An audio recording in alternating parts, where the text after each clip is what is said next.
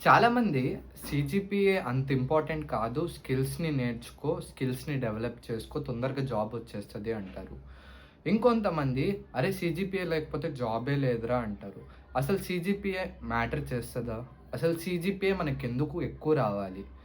CGPA ఎక్కువ రావాలంటే కొన్ని స్ట్రాటజీస్ ఏంటి? సో, ఈ వీడియోలో ఈ టాపిక్స్ అన్నీ కవర్ చేద్దాం. లేట్ చేయకుండా వీడియోని స్టార్ట్ చేద్దాం. అంతకన్నా ముందు ఛానల్‌ని సబ్స్క్రైబ్ చేసుకోకపోతే ప్లీజ్ సబ్స్క్రైబ్ చేసుకోండి. అండ్ లైక్ చేయడం మర్చిపోకండి. మీరెంత ఎక్కువ లైక్ చేస్తే నా వీడియో అంత ఎక్కువ రీచ్ అయితదనమాట. సో, లైక్ చేయడం మర్చిపోకండి. లేట్ ఎందుకు వీడియో స్టార్ట్ చేసేద్దాం.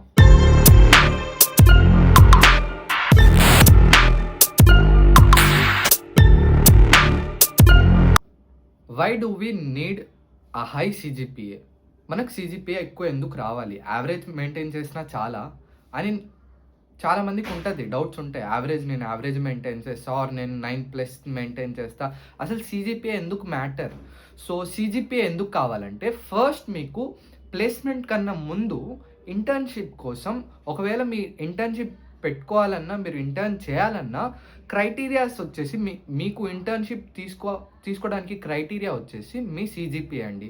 మీకు ఎంత ఎక్కువగా సీజీపీఏ అనేది మీరు మెయింటైన్ చేయగలిగితే అంత తొందరగా మీరు షార్ట్ లిస్ట్ అవ్వడానికి మీ సీజీపీఏ మీకు పనికొస్తది.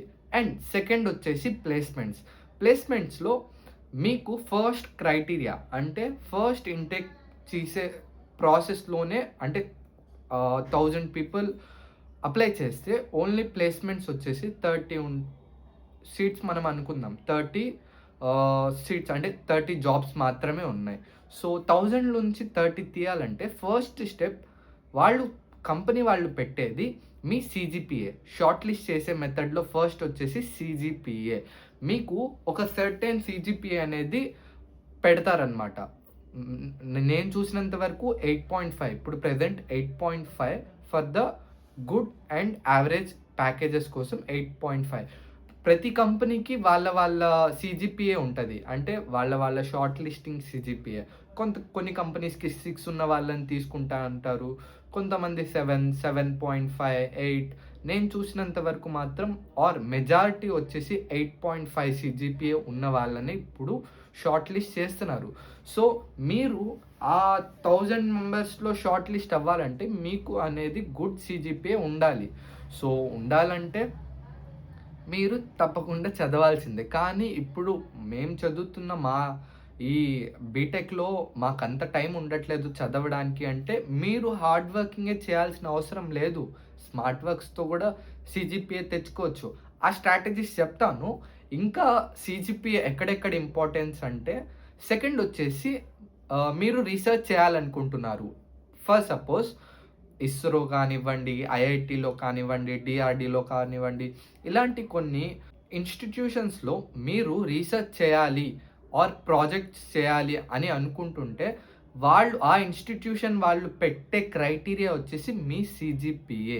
మీరు కనుక గుడ్ ఇనఫ్ వాళ్ళ క్రైటీరియాని మ్యాచ్ చేసే సీజీపీఏ కనుక మీ దగ్గర ఉంటే, సో, వాళ్ళు రీసెర్చ్‌కి మీకు పర్మిట్ అనేది ఇస్తారు.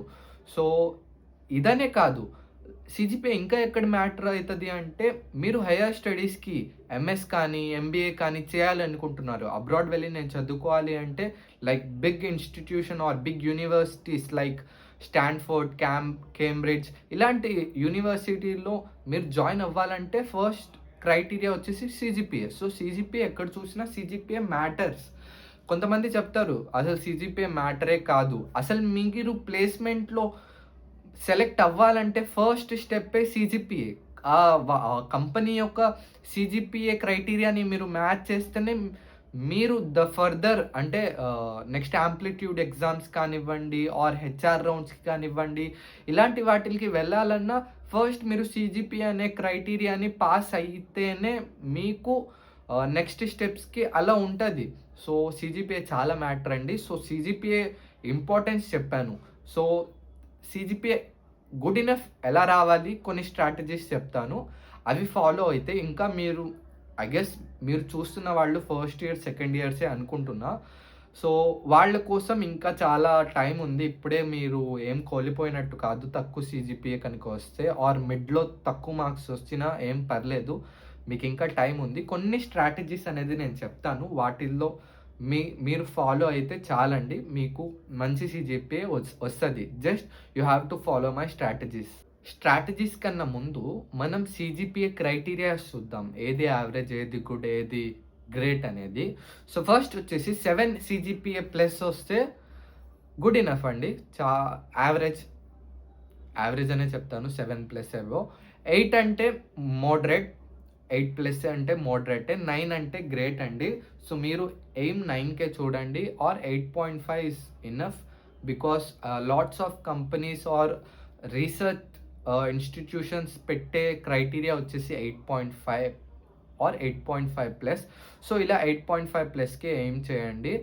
సో ఇవి క్రైటీరియాస్ అండి. 7 అంటే యావరేజ్, 8 అంటే మోడరేట్ ఆర్ 9+ అంటే గ్రేట్ అండ్ అది మంచిది. దానికే ఏం చేయండి. సో ఇప్పుడు స్ట్రాటజీస్కి వచ్చేద్దాం. ఫస్ట్ అండి టైమింగ్స్ ఇక్కడ చాలా మ్యాటర్. ఎగ్జామ్‌కి ఒక రోజు ముందు చదువుతాను, పాస్ అవ్వడానికి ఒక రోజు ముందు చదివితే చాలు. కానీ మీరు 9కి ఏం చేస్తే మీరు ప్రిపరేషన్ అనేది ముందు నుంచే స్టార్ట్ చేయాలి. ఫర్ సపోజ్ మీరు మీ చదువుతో పాటే కోర్సెస్ కూడా కంప్లీట్ చేస్తున్నారు. నాకు టైం ఉండట్లేదు, ఇంట్లో నాకంతలా కుదరట్లేదు. ఇంటర్మీడియేట్ ఆర్ 10థ్‌లో నేను ఎలాగో అలా చదివాను. లైక్ బట్టి కొట్టో, ఎందుకంటే మాకు ఇవి ఎక్స్ట్రా కోర్సెస్ ఏం లేవు కదా. సో అలానే కాలేజ్‌లో అదే చదివి, ఇంట్లో అదే చదివి మంచి మార్క్స్ తెచ్చుకున్నాం. కానీ ఇక్కడ అలా లేదు. అది వేరే, ఇది వేరే చదవాలి అని కొంచెం కష్టంగా ఉంది అంటే ఫస్ట్ మీరు మీ ఫ్రీ టైంలో మీ కోర్సెస్ అనేవి కంప్లీట్ చేయండి. సెకండ్ వచ్చేసి సరే మరి ప్రిపరేషన్‌కి టైం ఏంటి అంటే, ప్రిపరేషన్‌కి పెద్ద టైమింగ్స్ ఏం అవసరం లేదు. మీరు ఎలాగో 75% అటెండెన్స్‌కి కాలేజ్ వెళ్ళాల్సిందే, వెళ్తున్నారు. సో ఖాళీగా దిక్కులు ఆలోచించకుండా క్లాస్ నడుస్తుంది, అదేదో వినండి. అది వింటే కొంచెం కాన్సెప్ట్స్ అనేవి ఐడియా వచ్చేస్తది. ఓవరాల్ వ్యూ వస్తే చాలండి. ఎగ్జామ్ అప్పుడు ఆ టాపిక్స్ అనేవి చదివితే మీకొక ఐడియా వచ్చేస్తది. ఆ రోజు ఇది చదివాం కదా అని. స్పెసిఫిక్‌గా నోట్స్ ప్రిపేర్ చేస్తే మంచిదే. కాకపోతే ప్రతీదీ నోట్సే ప్రిపేర్ చేయాల్సిన అవసరం లేదు. కొన్ని మెయింటైన్ చేయండి, కొన్ని మెయింటైన్ చేయకండి. Depends upon the subject. So subject మీద డిపెండ్ చేసుకొని మీరు నోట్స్ ప్రిపేర్ చేయాలా, ప్రిపేర్ చేయకూడదా అని చూసుకోండి. ఇంకోటొచ్చేసి ఫర్ సపోజ్ మీకు ఒక క్లాస్ నడుస్తుంది. నాకు ఈ సబ్జెక్ట్ ఆర్ ఈ టాపిక్ మీద మంచి గ్రిప్ ఉంది. సో ఆ టైంలో మీరు క్లాస్ కాకుండా మీరు మీ సెపరేట్‌గా మీ కోర్సెస్ అనేది కంప్లీట్ చేసుకొని, ఆ కోర్సెస్ టైంలో వేరే సబ్జెక్ట్ యొక్క టాపిక్స్ అనేవి కవర్ చేసుకోండి. ఆ టాపిక్స్ చదవండి. సో ఇలా టైమింగ్స్‌ని కనుక మీరు మ్యాచ్ చేస్తే ఎగ్జామ్ కల్లా మీరు ప్రిపేర్ అయ్యి ఉంటారు. అండ్ అప్పటికల్లా 9+ అబోవ్ కాన్ఫిడెన్స్ మీలో వచ్చేస్తది. సెకండ్ స్ట్రాటజీ వచ్చేసి, స్ట్రాటజీ అని చెప్పను, ఇది తప్పు.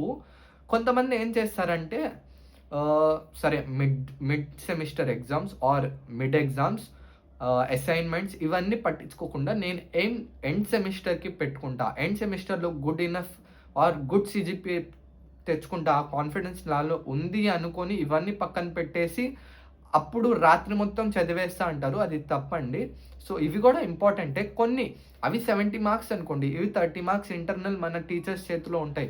సో వాళ్ళు చెప్పే టాపిక్స్, వాళ్ళు చేసే అసైన్‌మెంట్స్‌లో మనం కనుక ద బెటర్ పర్ఫార్మెన్స్ ఇస్తే ఆటోమేటిక్‌గా 30 out of good and average marks అనేవి మీకు వేస్తారు. సో అలాంటి వాటిల్లో నెగ్లెక్ట్ చేయకండి. ఇదే మేజర్ తప్పు చేసేది. ఒక మిడ్ పోయింది, సర్లే పోనీ సెకండ్ మిడ్ రాద్దాం అనుకుంటారు. సెకండ్ మిడ్ సెమిస్టర్ కూడా అలానే అయితది. సో ఎండ్ సెమిస్టర్‌లో నేను రాస్తా అనుకుంటారు. బానే రాస్తారు. కానీ మనం ఏం చేసుకున్న సీజీపీఏ రాదు. ఎందుకంటే మీరు చేసే తప్పు ఇంటర్నల్స్ అండ్ ఎక్స్టర్నల్స్‌లో సరిగ్గా చదవకుండా చేస్తేనే మీకు అలాంటి డిఫికల్టీస్ అనేది ఫేస్ చేస్తారు. అండ్ నెక్స్ట్ వచ్చేసి రీసోర్సెస్. మీకు ఒక టాపిక్ అర్థం కాలేదు, క్లాస్‌లో ఒక టీచర్ ఒక టాపిక్ చెప్పారు, అది అర్థం కాలేదు. సో మీరేం చేస్తారంటే ఆ టాపిక్ కాకుండా మొత్తం సబ్జెక్టే కొట్టేసి యూట్యూబ్‌లో మొత్తం చదివేస్తారు. లైక్ ఆ టాపిక్ అనే కాదు, అసలు క్లాసెస్ మొత్తం ఏం వినలేదు. ఫర్ సపోజ్ సి లాంగ్వేజ్ తీసుకోండి. సి లాంగ్వేజ్ నేను ఫస్ట్ నుంచి క్లాసెస్ వినలేదు. అలా అని సి లాంగ్వేజ్‌లో మొత్తం చదివేస్తారు. లైక్ లాస్ట్ మూమెంట్స్‌లో మొత్తం చదివేస్తారు. మొత్తం ఏం అవసరం లేదు. మీకు ఎగ్జామ్‌కి కావాల్సిన సర్టెన్ టాపిక్స్ అనేది మాత్రమే మీరు తీసుకొని చదువుకోండి. మొత్తం చదివితే మీకు టైం వేస్ట్ అవుతది. సో, టైమ్ మేనేజ్‌మెంట్ చాలా ఇంపార్టెంట్. సో, మొత్తం చదవకుండా సర్టెన్ టాపిక్స్ అండ్ ఇంపార్టెంట్ అనుకునే టాపిక్స్ మాత్రమే ఆన్‌లైన్ ప్లాట్‌ఫార్మ్స్ ఆర్ కొన్ని ట్యూటర్స్ నుంచి తీసుకొని చదువుకోండి చాలు. గుడ్ స్కోరింగ్ ఇక్కడి నుంచే వస్తది. నేను మొత్తం నేర్చుకుంటా అది నా స్కిల్ అంటే అది సెకండరీ. నేను ఎగ్జామ్ పాయింట్ ఆఫ్ వ్యూలో చెప్తున్నాను. సో, ఎగ్జామ్ పాయింట్ ఆఫ్ వ్యూలో ఎంత చదవాలి, ఎంత చదివితే ఈ టాపిక్స్ అనేవి వస్తాయి అనుకునేవే మాత్రమే చదవండి.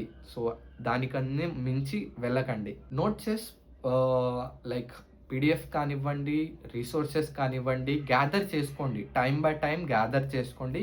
క్లాస్‌లో ఒక టాపిక్ నడుస్తుంటే అది by book or some other resource like PDF కానీ అవి సేవ్ చేసుకొని పెట్టుకోండి. Because at end of time మీకు ఎగ్జామ్ దగ్గరలో ఉన్నప్పుడు మీరు గ్యాదరింగ్‌లో టైం వేస్ట్ చేస్తారు కానీ చదవడంలో ఉండరు. సో, ఫస్టే time by time time to time topic వస్తూ ఉంటది. సో, అవి సేవ్ చేసుకొని ఆర్ రాసుకుంటూ ఉంటే చాలు. సో, మీకు టైం వేస్ట్ అనేది అవ్వదన్నమాట. సో, ఇవేనండి కొన్ని స్ట్రాటజీస్. సో, ఇవి మీరు కనుక ఫాలో అయితే చాలు. మీరు good CGPA or good enough CGPA అనేది తెచ్చుకుంటారు. అండ్ నేను ఫస్ట్ చెప్పా కదా! లైక్ క్లాసెస్ వినండి, క్లాసెస్‌లోనే ఉండండి అని. సో, ఎలాగో ఉంటున్నారు క్లాసెస్ అనేవి వినండి. ఎందుకంటే వింటేనే మనకి ఓవర్‌వ్యూ వస్తది. మనకి టైం సేవ్ అయితది. ఎందుకంటే తర్వాత మళ్ళీ ఆ టాపిక్ మళ్ళీ స్క్రాచ్ నుంచి చదవకుండా వన్స్ ఆ నోట్స్ అనేవి చదివితే రివిజన్ లాగా అయిపోతది అనుకునేలా మీరు క్లాసెస్ అనేవి అటెండ్ చేయండి. So, that's the main strategy.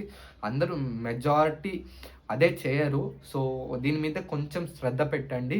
ఈ వీడియో కనుక నచ్చినట్లయితే ప్లీజ్ లైక్ చేయండి. ఇంకా ఛానల్‌ని ఇంకా సబ్స్క్రైబ్ చేసుకోకపోతే ప్లీజ్ సబ్స్క్రైబ్ చేసుకోండి. అండ్ మీరు కనుక లైక్ చేస్తే ఆబ్వియస్‌లీ హైప్ పెరుగుతది అండ్ ఈ వీడియో నలుగురికి రీచ్ అయితది. సో, ప్లీజ్ లైక్ చేయడం అనేది మర్చిపోకండి. ఛానల్‌ని సబ్స్క్రైబ్ చేసుకోండి. రేపు ఇంకో కొత్త వ్లాగ్‌తో ఆర్ వీడియోతో కలుద్దాం.